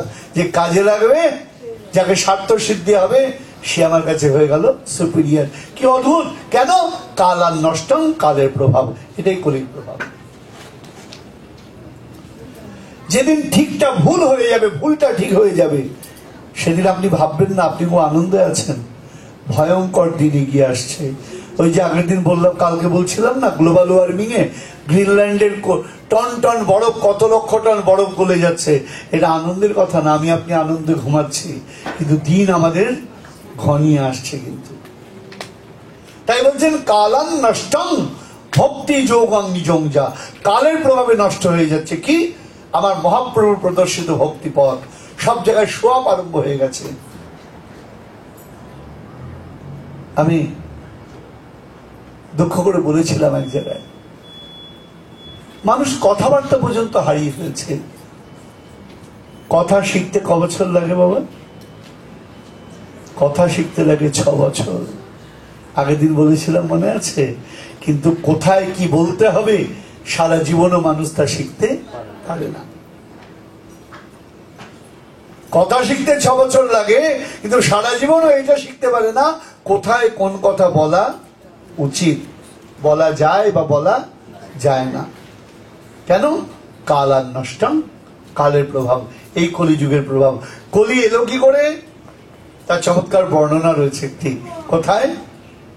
আমরা ভাগবতে পাই, আমরা গ্রন্থাদিতে পাই। কিভাবে পেলাম? মহারাজ পরীক্ষিত, আমরা কালকে বলেছি গুরু শিষ্য সংবাদ। রাজা পরীক্ষিত হলেন শিষ্য, আর তার শ্রী গুরুদেবকে ছিল শুকদেব গোস্বামী চরণ। হ্যাঁ, সেই রাজা পরীক্ষিত ভ্রমণে বেরিয়েছেন, ঘুরতে বেরিয়েছেন। বেড়াতে বেরিয়ে হঠাৎ কানের মধ্যে শব্দ গেল, আওয়াজ গেল, বাঁচাও বাঁচাও বাঁচাও। তোমাদের ইংরেজিতে বলতে গেলে please save me, save me, save me, আমাকে বাঁচাও। রাজার কর্তব্য কি? আর্তকে রক্ষা করা। রাজা পরীক্ষিত কি করলেন?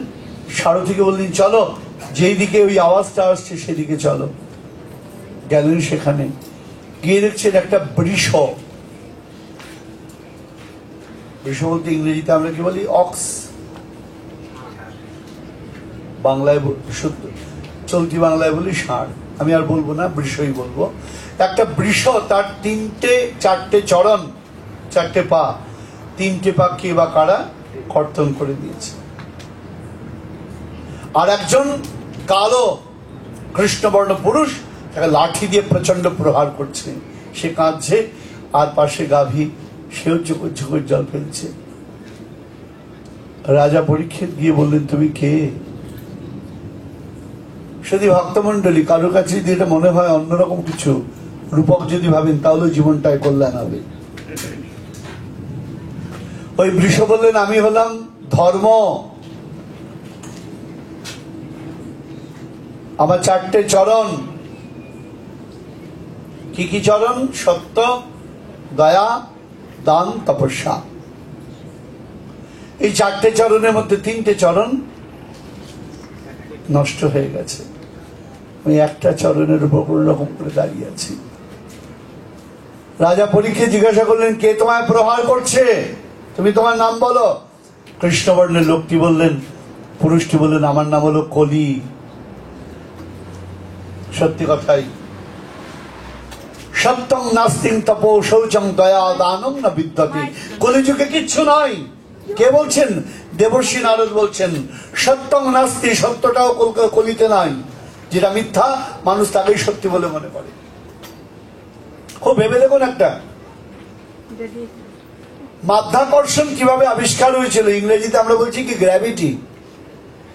গ্র্যাভিটি কিভাবে আবিষ্কার হয়েছিল কে কে জানেন? সবাই জানেন এখানে। আবিষ্কার করেছিলেন কে? Sir Newton. কিভাবে আবিষ্কার করলেন? আপেলের গল্প সবাই জানে। আপনি জানেন, আপনার ছেলে জানে, আপনার পিতা জানে। দুর্ভাগ্যের বিষয়, ম্যাথামেটিক্স, অঙ্ক যিনি না থাকলে হতো না পৃথিবীতে, আর্যভট্ট। তিনি কি আবিষ্কার করেছিলেন? জিরো সংখ্যা। তিনি কিভাবে জিরোটা আবিষ্কার করলেন কজন জানেন? নোবডি। আমি আমাকে বাদ দিয়ে বলছি, আমরা কেউ জানি না। অদ্ভুত মামুনি বাবা, আমাদের নিজেদের কালচারটাকে আমরা অশ্রদ্ধা করছি। চিন্তা করে দেখো, কালকে পাঠে বলছিলাম স্টিভ জবস তার গুরুদেবের খোঁজের জন্য ইন্ডিয়ায় চলে গেলেন, ভারতবর্ষে চলে গেলেন। কত বড় অ্যাপেল কোম্পানি চিফ সিইও। আর আমরা এখনো গুরুতত্ত্ব সম্পর্কে অনেকে নাক কোঁচকাই। কতটা দুর্ভাগ্য বলো তো। হ্যাঁ, আমি মানছি, কালকের কথাটা আবার পুনরাবৃত্তি করছি, যে এক শ্রেণীর মানুষ ধর্ম নিয়ে এমন কাজকর্ম করছেন যে মানুষের ধর্মের প্রতি শ্রদ্ধাবোধ নষ্ট হয়ে যাচ্ছে। কিন্তু এটাও মানতে হবে, রাবণ সাধু সেজেছিল সীতা চুরি করবার জন্য, সাধু হয়নি। তা রাবণ সাধু সেজেছিল বলে রাবণ সাধু হতে পারেনি। আবার রাবণ সাধু সেজেছিল বলে যত সাধু আছে তারাও সবাই রাবণ হয়ে যায়। এটা মাথায় রাখতে হবে আমাদের। হ্যাঁ, তাহলে আমরা ওই চোরের উপর রাগ করে মাটিতে ভাত খেয়ে লাভটা কি? পৃথিবীতে করাপশন আজ প্রত্যেকটা স্তরে নেমে গেছে। কি ভারতবর্ষের খবর পাও, কি এদেশের খবর পাও। আমাদের এদেশের আপনারা জানেন বিল ক্লিন্টন, তিনি ইমপিচমেন্টের মুখোমুখি হয়ে গিয়েছিলেন। কেন কি জন্য আমি ব্যাখ্যায় যাচ্ছি না। তাহলে সমাজের সর্বস্তরে একটা অবক্ষয় হচ্ছে। আমরা জানছি খাদ্যে যদি খারাপ জিনিস দেই, আমার সন্তান ওই খাদ্য খেয়ে একদিন নষ্ট হতে পারে, তবু আমরা বিষক্রিয়ার মধ্যে ফেলে দিচ্ছি। কোন ধরনের মানসিকতা? যদিও আমার আনন্দ আপনাদের দেশ এই ব্যাপারে অনেক স্ট্রিক্ট। হ্যাঁ, আর যত সুন্দরভাবে শৃঙ্খলা মেনটেন করবে তত সেই রাষ্ট্র এগিয়ে যাবে। এমনি এমনি আজ সবার সেরা হয়ে যাবে না, এমনি এমনি ডলারের দাম এত বেড়ে যাচ্ছে না। হ্যাঁ, মনে রাখবেন, শৃঙ্খলাটা এরা বজায় রাখছে বলে, তাই জীবনের শৃঙ্খলা বজায় রাখা তেমনি আমাদের কর্তব্য। তাই বলছেন কালাং নষ্টং ভক্তি যোগাং নিজং য, কালের প্রভাবে নষ্ট হয়ে যাচ্ছে। তা কি হলো? ওই কলি। রাজা পরীক্ষিত তিনি তরবারি উন্মোচন করলেন, কলি তোমাকে আজ বিনাশ করবো, তুমি ধর্মকে নষ্ট করে ফেলছ। কলি হাত পায়ে ধরছেন, রাজা আমাকে ছেড়ে দাও, আমাকে হত্যা করো না। রাজা বলছেন না, আজ আমি তোমাকে বিনাশ করব, কারণ তুমি আমার প্রজাদেরকে কষ্ট দেবে। তুমি নিয়ম হচ্ছে শরণাগত যদি হয়ে যায়, অর্থাৎ যুদ্ধে যদি কেউ সাদা পতাকা তুলে ধরে তার দিকে ফায়ার করা আর যায় না। এটা যুদ্ধের নিয়ম। সাদা পতাকা দেখানো মানে আমি স্যারেন্ডার করছি, তোমরা আমাকে আত্মসমর্পণের সুযোগ দাও। তা আশ্রিতকে রাজা কখনো হত্যা করতে পারেন না। আশ্রিতকে, আমার কলি আশ্রয় চাইলেন। তা রাজা বলছেন আমার রাজত্ব থেকে তুমি চলে যাও, এখানে থাকতে পারবে না।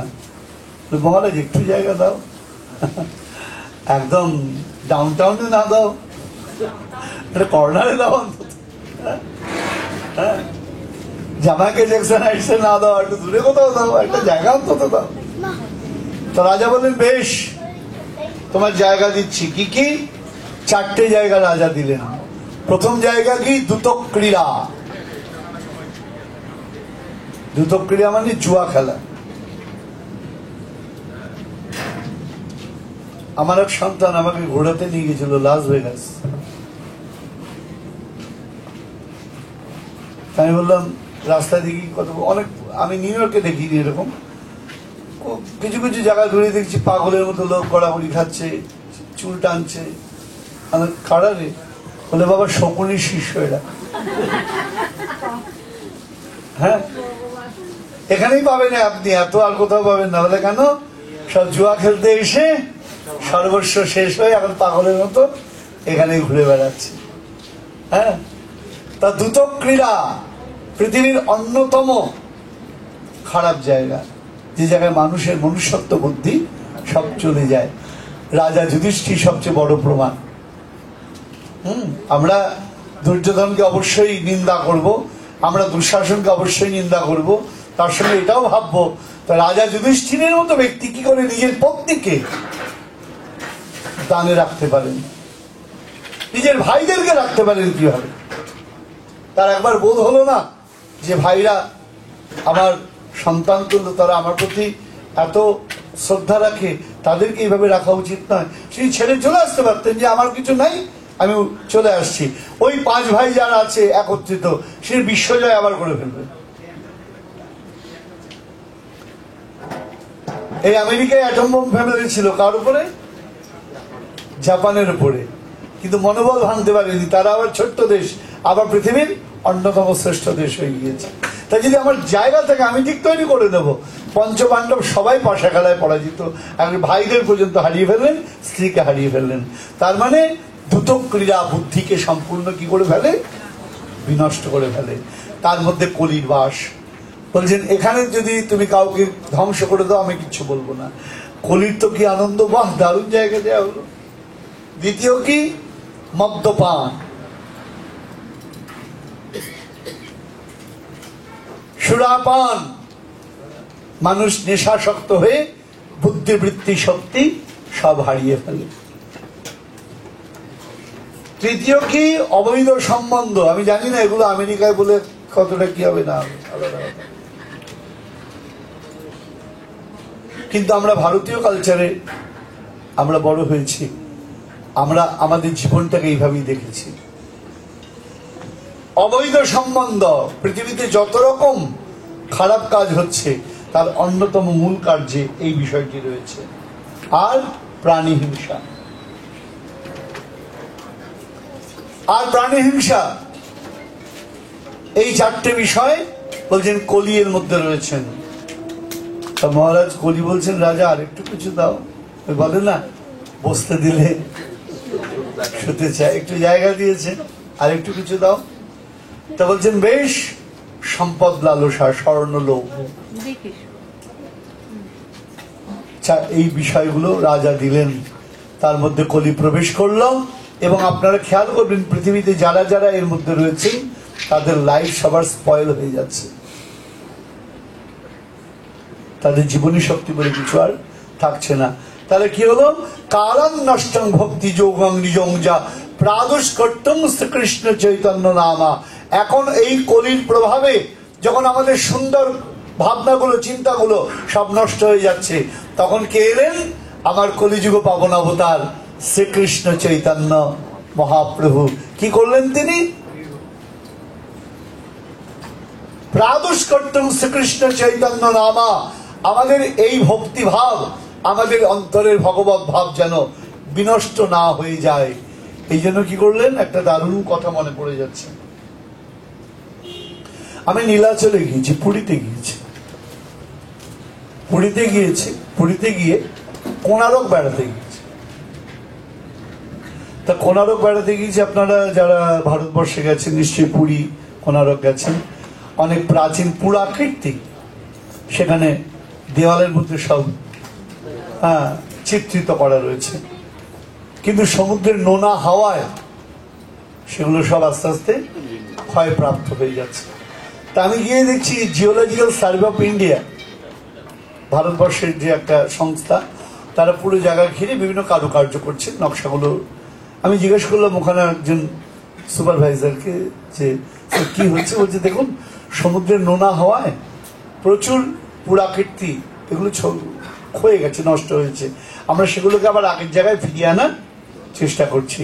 আর যেগুলো এখনো অবিকৃত রয়েছে সেগুলোর উপর এমন কেমিক্যাল প্রলেপ দেওয়া হচ্ছে যাতে করে সমুদ্রের নোনা হাওয়া তাদেরকে আর ক্ষতিগ্রস্ত করতে না পারে। তা শ্রীকৃষ্ণ চৈতন্য মহাপ্রভু আমাদের কি করলেন? আমাদের কলির ওই কালো হাওয়া যেন আমাদের ভক্তি যোগকে বিনষ্ট করতে না পারে, এই জন্য কি করলেন? শুধু ভক্তমন্ডলী শুদ্ধ অনুরাগের কারুকার্য আমাদের হৃদয়ে ছিল, সেগুলোকে অনুশীলনের মাধ্যমে জাগিয়ে তুললেন আর হরিনামের প্রলেপ দিয়ে দিলেন।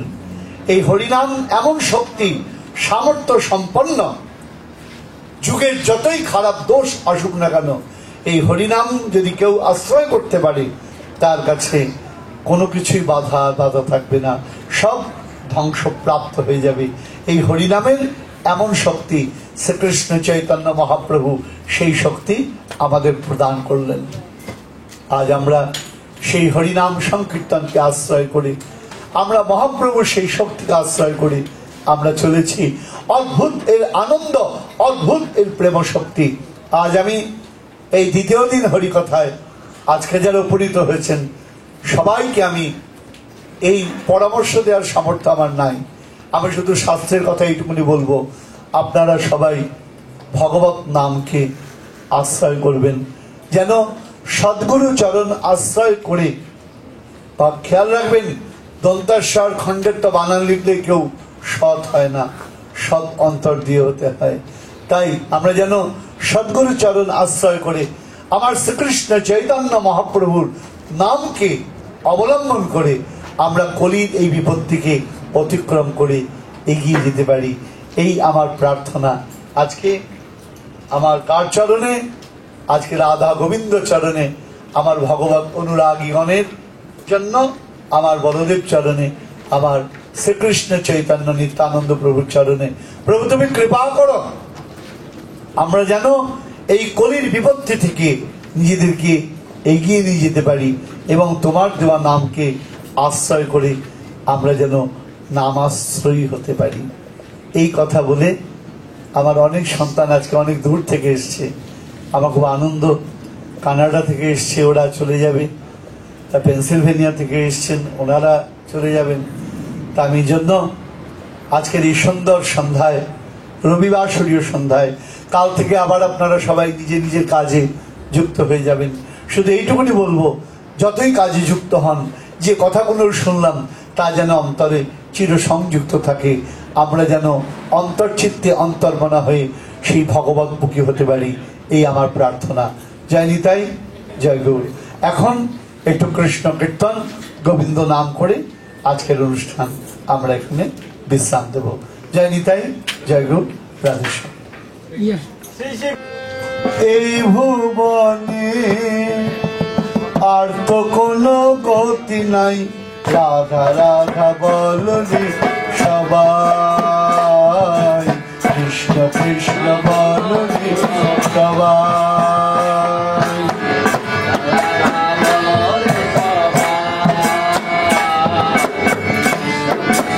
জনেরই সনে রইলে মগন সারা জনম, ছয় জনেরই সনে সে মায়ায় তার ছলনায় ভুলে আপন জানে, তোমার পাপের তরি গেল ভরি, তোমার পাপের তরি শূন্য ফল শূন্যতাই, রাধা রাধা বলনি সবাই, কৃষ্ণ কৃষ্ণ বলনি সবাই, রাধা রাধা বলনি।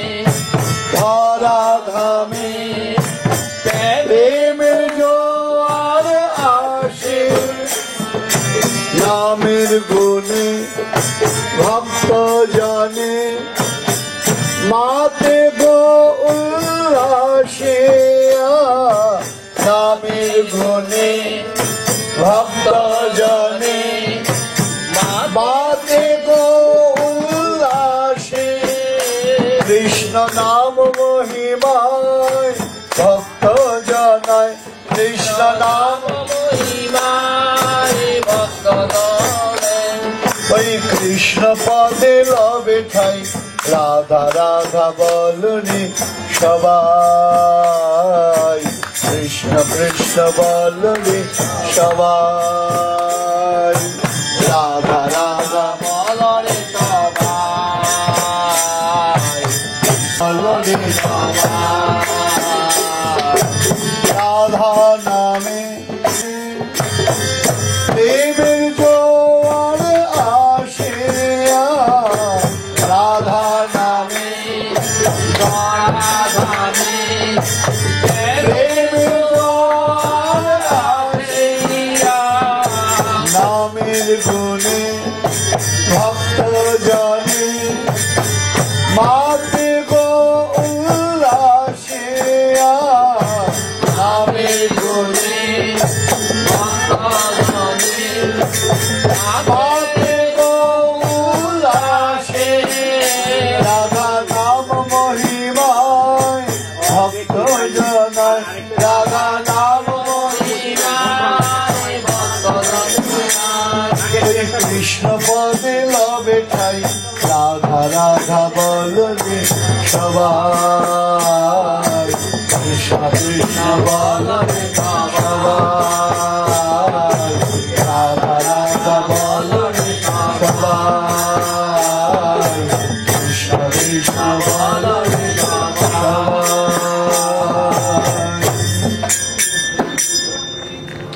তো কিভাবে গাইব আমরা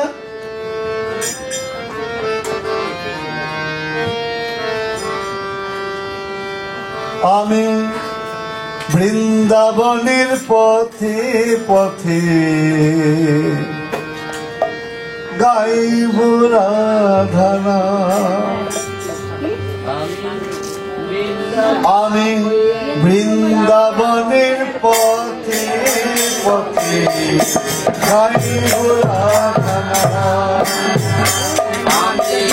বৃন্দাবনের পথে পথে গাইব রাধা নাম দূরে যাবে মনের কালী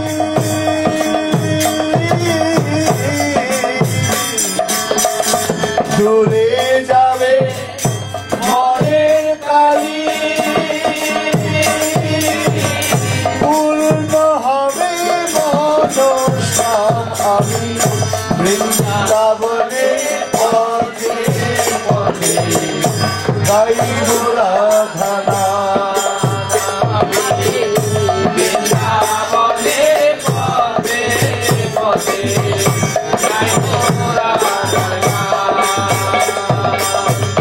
সারা জীবন কাটিয়ে গেলাম বাজে কাজের ভিড়ে আমি সারা জীবন কাটিয়ে গেলাম বাজে কাজের ভিড়ে অন্তিমে সব অসার দেখে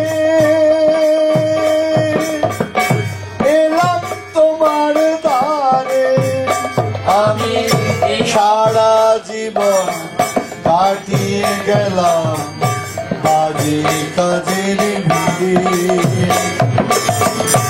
অন্তিমে সব আশার দেখে এলাম তোমার দ্বারে ভিক্ষা পাত্র লয়ে হাতে ভিখারি সাজিলাম বৃন্দাবনে পথে পথে গাইব রাধা নাম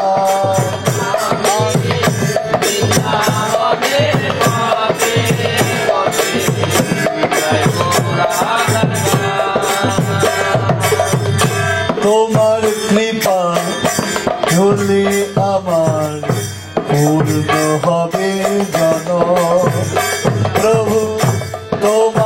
কৃপা হলে আমার পূর্ণ হবে জনম, সার্থক হবে ভাবে আশা,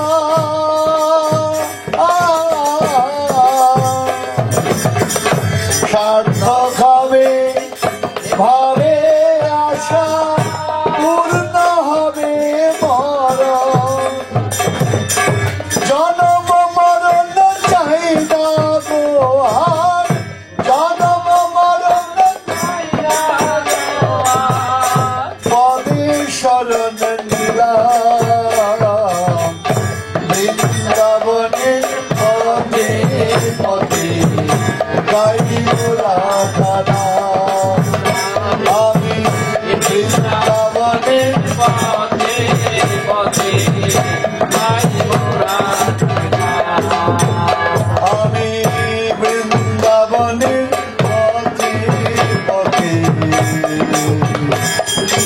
গাইব রাধা নাম। পথে রাধারানীর নাম গাইব। রাধারানী বলছেন, আরে আবার কৃষ্ণ নাম গাইবি না? আর তা বললে হয়? তোমার নাম যখন গাইবো কৃষ্ণ নামও গাইবো। আসুন সবাই মিলে কৃষ্ণ বলে বাহু তুলে নাচবে পথে পথে,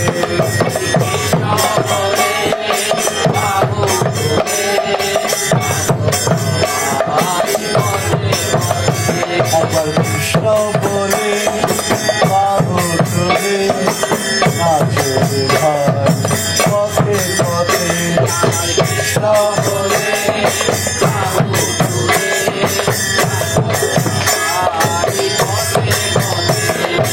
দূরে যাবে মনের ময়লা, রইবে না ভাই কোনো জ্বালা, দূরে যাবে মনের ময়লা,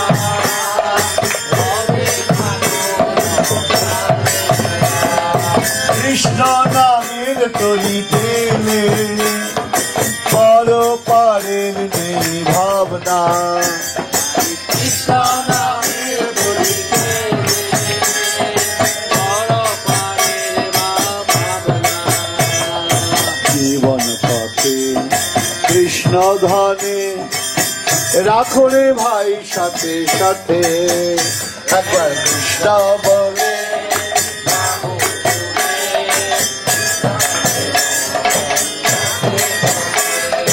দশে পাশে সদা মিলে কাহ কর তালি দিয়ে, রসে রসে ক্ষমা করে ঠাকুর বাবাই করতালিয়ে, হৃদে রাখো মুকুন্দ মনে বাড়িবে আনন্দ, হৃদে রাখো মুকুন্দ মনে বাড়িবে আনন্দ, আনন্দিতে ডুবে গিয়ে ভুলে যাবে সংসার, একবার কৃষ্ণ বলে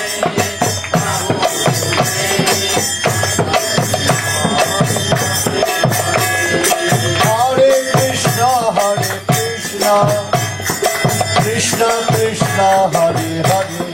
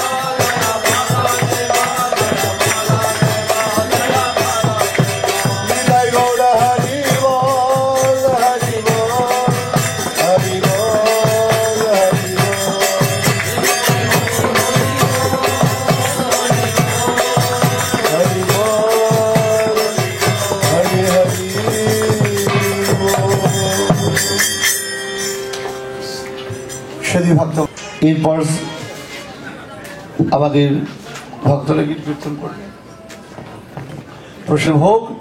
সেই অনুষ্ঠানে আপনারা সকলে উপস্থিত হবেন। মধ্যাহ্নে সেখানে মহাপ্রভুর প্রসাদ নেবেন, এই প্রার্থনা আপনাদের কাছে। আর সন্ধ্যা 7:30টায় আবার হবে মহাপ্রভুর কথা